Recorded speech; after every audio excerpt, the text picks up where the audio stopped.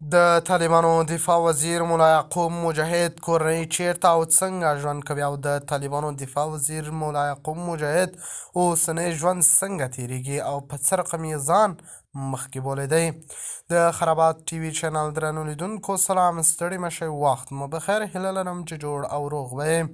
په سر کې یادونه کوم که خرابات ټي وي چینل مو نوي سبسکرایب کړئ، په درنښت سره خرابات ټي وي چینل سبسکرایب کړئ.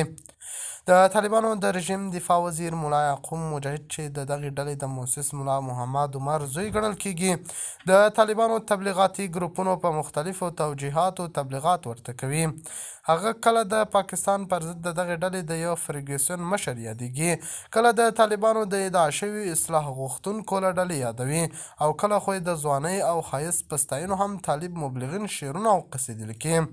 ملا یعقوب مجاهد خپله هم د طالبانو د دودیزو او امور خوړلو مشرانو په نسبت ډېر خوښوي چې زیات رسنیز شوی او ښایي راتلونکي نورو لوبو ته د خپل محاسبه شوي نقش لپاره دا تبلیغات ګټور ورته ښکاري.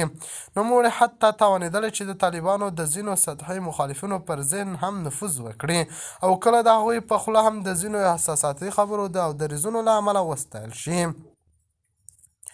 په دې برخه کې د پاکستان پر وړاندې د ملا یعقوب ځینې څرګندونې د پام وړ دي. هغه د طالبانو د رژیم له بیان واکمنېدو سره څو ځله د افغانستان پر خاوره د پاکستان د هوایي ځمکني بریدونو په غبرګون کې په سازماندهي شوي ډول د دغه هیواد پر وړاندې د خبرداري ګوته وخوځوله.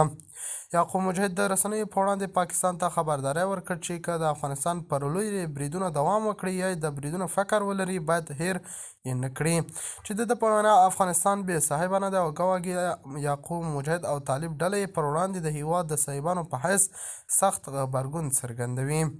د باور ټي وي چینل درنو لیدونکو دا و زموږ ته دې مهال چمتو کړی خبر د الله په امان.